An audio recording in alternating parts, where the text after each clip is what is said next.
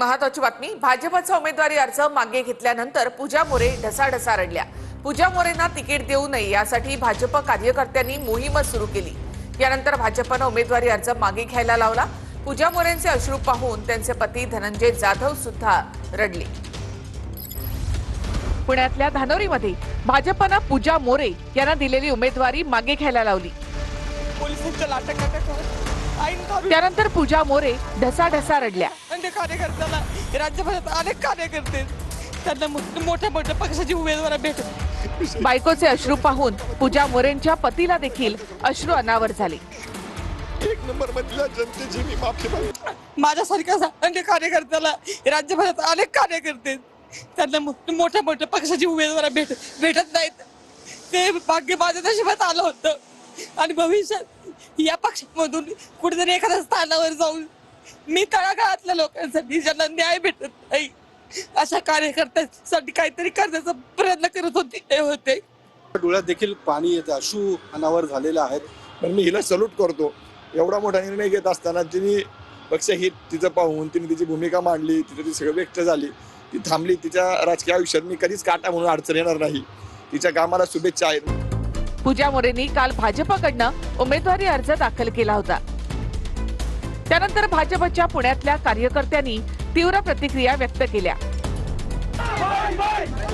भाजप कार्यकर्त्यांनी पूजा मोरेंच्या विरोधात सोशल मीडियामध्ये मोहीमच उघडली। पूजा मोरेंनी याआधी भाजपवर जोरदार टीका केली होती।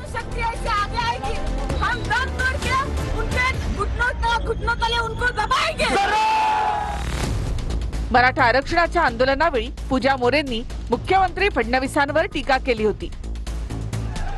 त्या टीकेची आठवण भाजपच्या कार्यकर्त्यांनी सोशल मीडियामध्ये करून दिली।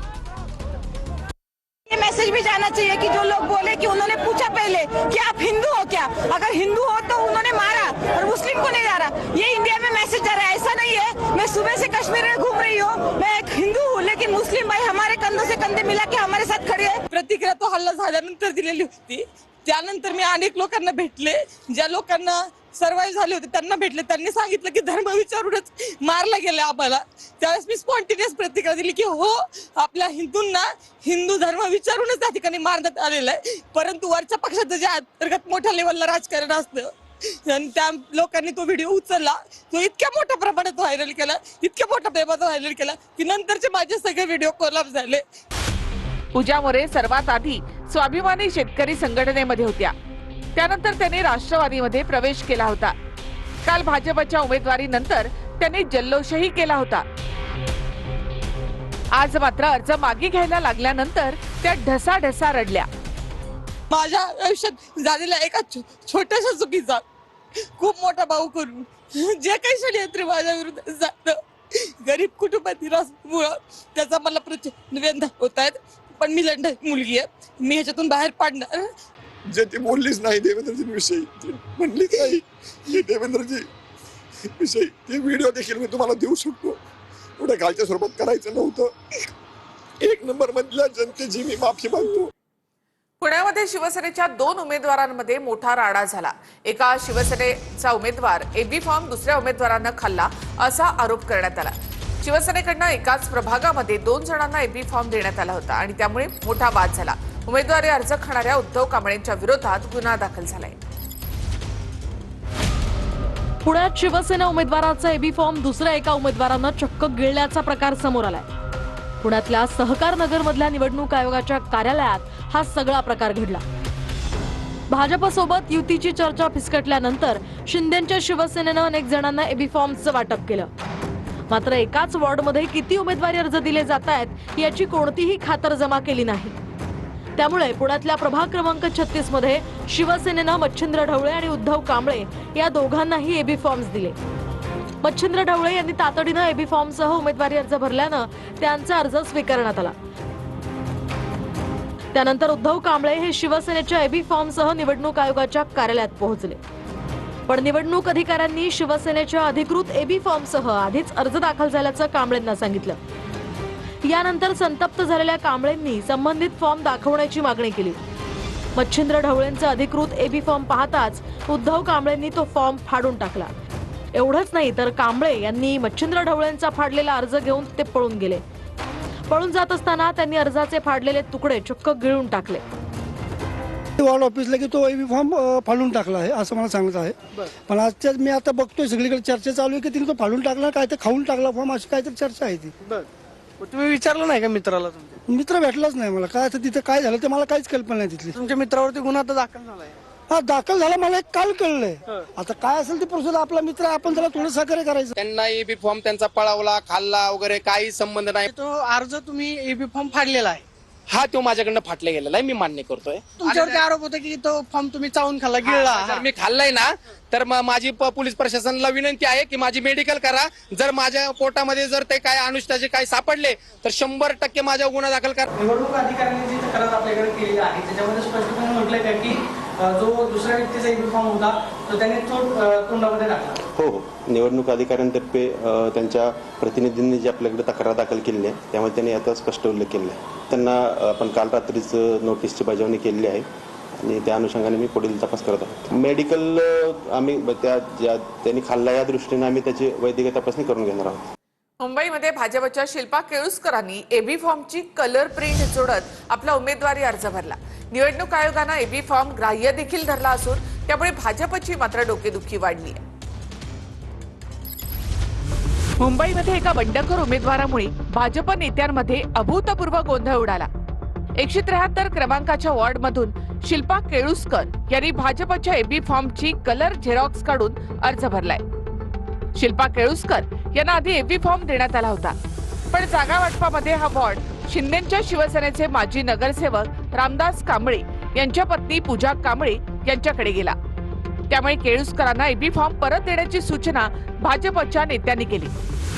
त्यानंतर शिल्पा केळुसकरांचे पती दत्ता केळुसकरांनी ओरिजिनल एबी फॉर्म पक्षाला परत केला. पण त्याआधी दत्ता केळुसकरांनी एबी फॉर्मची कलर झेरॉक्स काढून ठेवली होती. तीच कलर झेरॉक्स त्यांनी निवडणूक आयोगाकडे सबमिट केली. त्यामुळे शिल्पा केळुसकरांचा उमेदवारी अर्ज निवडणूक आयोगानं ग्राह्य धरला. आता भाजप नेते दत्ता केळुसकरांनी उमेदवारी अर्ज मागे घ्यावा अशा सूचना करतायत. पण दत्ता केळुसकर अर्ज भरून नॉट रिचेबल झाले. त्यामुळे भाजपसह महायुतीच्या नेत्यांची देखील डोकेदुखी वाढली आहे. खरं 173 मध्ये दोन्ही अर्ज पडलेत आणि आता एक अर्ज राहील. जो राहील तो महायुतीचा अर्ज असेल आणि शिवसेना आणि भाजप दोघांचा मिळून ठरलेला उमेदवारच लढेल. नाही, यावर मला असं वाटतं निर्णय निवडणूक आयोगाने जो घ्यायचा आहे त्यांना घेऊ द्या. पक्ष म्हणून निर्णय आम्हाला जो घ्यायचा तो आम्ही घेऊ. या मुंबई शहरामध्ये आमच्याशी नॉट रिचेबल राहणारा व्यक्ती अजून शोधून सापडणार नाही. जो निर्णय महायुतीचा असेल तो केला जाईल आणि तोच निर्णय आणि तोच उमेदवार राहील. अहिल्यानगर पालिकेसाठी निवडणुकीच्या रिंगणामध्ये उतरलेले मनसेचे 2 उमेदवार गायब झाले. गेल्या 24 तासापासून उमेदवारांचा कुटुंबाशी संपर्क नाही. मनसे जिल्हाध्यक्ष सचिन डफळ आणि सुमित वर्मा यांनी ही माहिती दिली. निवडणूक बिनविरोध होण्यासाठी उमेदवारांचं अपहरण केल्याचा संशय आहे. गेली 2-3 दिवसापासून आमच्या जसे कॅन्डिडेट या ठिकाणी उभे राहिलेले आहेत. काही ठिकाणी दमदाटी केली जाते. वेगवेगळ्या माध्यमातून त्यांना ही निवडणूक लढू नका असे वेगवेगळे संदेश या ठिकाणी दिले जात आहेत.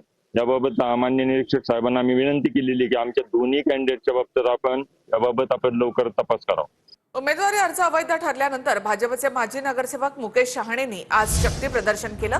नाशिकच्या सिडको परिसरामध्ये शक्ती प्रदर्शन करण्यात आले. प्रभाग क्रमांक 29 मधून सुधाकर बडगुजर यांचे पुत्र दीपक बडगुजर यांचा अर्ज ग्राह्य धरण्यात आला होता. एकाच प्रभागामधून भाजपने दीपक बडगुजर आणि मुकेश शहाणेंना एबी फॉर्म दिले होते, तर मुकेश शहाणे अपक्ष निवडणूक लढण्यावर ठाम आहे. विकास नाही करायचा, यांना यांचे स्वतःचे पोटं भरायचे म्हणून अशा चुकीच्या पद्धतीने काल जो एबी फॉर्म चोरून आणला या चोरट्यांनी आणि तो फॉर्म त्याला लावला आणि त्या फॉर्म लावल्यामुळं थोडा एबी फॉर्मचा घोळ झाला. एकाऐवजी 2 एबी फॉर्म आले आणि त्या टायमिंगच्या याच्यानुसार माझा एबी फॉर्म काल बाद झाला. परंतु आता पक्षश्रेष्ठी निर्णय घेतील त्याच्यानुसार मी पुढची वाटचाल तर करणार आहोत. मुंबईमध्ये 16 जागी वंचितच्या उमेदवारांनी माघार घेतली आहे. माघारीचा फायदा ठाकरे बंधूंना की मग महायुतीला होणार असा प्रश्न देखील उपस्थित होतो. काँग्रेसने वंचितला मुंबईमध्ये 62 जागा दिल्या होत्या. मुंबईमध्ये मिळालेल्या 62 पैकी 16 जागी वंचितनं माघार घेतली. मुंबईत काँग्रेस आणि वंचितच्या युतीत नाट्यमय घडामोडी झाली. काँग्रेस सोबतच्या आघाडीत वंचितला मिळालेल्या 16 जागांवर वंचितनं उमेदवारच दिला नाही. वंचितला 62 जागा मिळाल्या होत्या, त्यांनी फक्त 46 जागांवरच उमेदवार दिला. काँग्रेस वंचित युतीचे मुंबईमध्ये आता 211 जागांवर उमेदवार आहेत. त्यामुळे उरलेल्या 27 ठिकाणी आता ठाकरे बंधू विरुद्ध भाजप शिंदेच्या महायुतीमध्ये थेट लढत होणार आहे. वंचितच्या माघारीचा फायदा हा ठाकरे बंधूंना होणार की भाजपला, याकडे सर्वांचं लक्ष आहे. पुण्यामध्ये गुंडांना उमेदवारी दिल्यानंतर अजितदादांकडनं खरातांचं नाव पुढे करण्यात आलं. पत्रकार परिषदेमध्ये उत्तर देताना अजित पवारांनी पळवाट काढली. आम्ही काही जागा खरात गटाला दिल्या होत्या, कोणाला उमेदवारी द्यायचा हा खरातांचा निर्णय होता, असं अजित पवार म्हणाले. यावर अजित पवार यांच्याशी बोलून पुढची प्रतिक्रिया देतो, असं सचिन खरात यांनी म्हटलं. पुणे महापालिका निवडणुकीत जेलमधल्या कुख्यात गुंडांना उमेदवारी देण्याच्या प्रश्नावर अजित पवार यांनी अंगल झटकलाय. काही जागा रिपाईच्या सचिन खरात गटाला दिल्या आहेत, त्यामुळे उमेदवारी कोणाला द्यायची हा त्यांचा निर्णय आहे, असं अजितदादा म्हणाले. मात्र हे सांगताना सचिन खरात गटाला कोणत्या जागा दिल्या आहेत हे मात्र अजित पवारांनी स्पष्ट केले नाही. मी उमेदवारांना केला तर पैसे दिले तरी बळी जाऊ नका, मुंबई वाचवायची आहे, असंही राज ठाकरे म्हणाले. मुंबई मराठी माणसाची आहे, आपल्याकडे ही शेवटची संधी आहे. प्रत्येक बूथवर आपली 10 लोक उभी करा. बोगस मतदान नाही झालं पाहिजे, तुम्ही सतर्क राहा. बोगस उमेदवार सापडला तर तिथेच पटकावून काढा, असं देखील राज ठाकरेंनी उमेदवारांना सांगितलं. उद्धव ठाकरे राज ठाकरे यांच्यामध्ये 2.5 तासांपासून शिवतीर्थवर बैठक सुरू आहे. ठाकरे बंधूंचा वचननामा आज फायनल होणार आहे. 4 जानेवारीला ठाकरे बंधूंचा वचननामा जाहीर होणार आहे. राहुल नार्वेकरांनी विरोधी उमेदवारांना धमकावलंय असा आरोप संजय राऊतांनी केला, तर राऊतांचे आरोप नार्वेकरांनी फेटाळले. जबाबदार नागरिक कसा असावा याची राऊतांनी शिकवणूक घ्यावी असा पलटवार नार्वेकरांनी केलाय. विधानसभा अध्यक्ष महाराष्ट्राच्या धमक्या देतो विरोधी उमेदवारांना, दबाव आणतो प्रशासनावर. पूर्वी आम्ही विचारायचो कुठे नेऊन ठेवलाय महाराष्ट्र, आता महाराष्ट्र राहिलेलाच नाही, ते ठेवायचा प्रश्न येतोय कुठे. ज्या वेळेला मी विधानसभेत अध्यक्ष म्हणून माझी भूमिका बजावत असतो त्यावेळेला मी संपूर्णपणे विधानसभेचा अध्यक्ष म्हणूनच माझं काम करत असतो. ज्या वेळेला मी माझ्या मतदारसंघात काम करत असतो त्यावेळेला मी या मतदारसंघाचा आमदार म्हणून माझ्या जनतेला न्याय द्यायचं काम करत असतो. त्यामुळे संजय राऊतांनी मला माझी जबाबदारी शिकवू नये, त्यांनी पहिली एक जबाबदार नागरिक कसा असावा याची थोडी शिकवणूक घ्यावी. आणि आता महत्त्वाच्या बातमी आपण पाहूया. मुंबईमध्ये वॉर्ड क्रमांक 67 मध्ये ठाकरे बंधूंमध्ये मैत्रीपूर्ण लढतीची शक्यता. या वॉर्डमध्ये मनसे ठाकरे सेना दोन्ही पक्षांच्या उमेदवारांचे अर्ज छाननीच्या प्रक्रियेनंतर मुंबई पालिकेची माहिती. मनसेकडनं प्रभाग क्रमांक 177 मध्ये गुजराती उमेदवार, प्रभाग क्रमांक 177 मध्ये हेमाली भन्सालींना उमेदवारी. हेमाली भन्साली यांनी राज ठाकरे यांची भेट घेतली आहे. ठाकरेंच्या शिवसेनेच्या उपनेत्या शीतल शेठ देवरुखकरांचा राजीनामा. शीतल शेठ देवरुखकरांचा रवींद्र चव्हाणांच्या उपस्थितीत भाजपत प्रवेश. प्रभाग 51 मधून शीतल शेठ देवरुखकर होत्या इच्छुक, पक्षाकडनं जागा पवारांच्या राष्ट्रवादीला गेल्यामुळे नाराजी. भाजपच्या माजी खासदार पूनम महाजन यांच्यावर नवी जबाबदारी. पूनम महाजनांची वसई विरार पालिकेच्या मुख्य निवडणूक प्रमुखपदी नियुक्ती. पूनम महाजन पुन्हा एकदा भाजपच्या मुख्य प्रवाहात.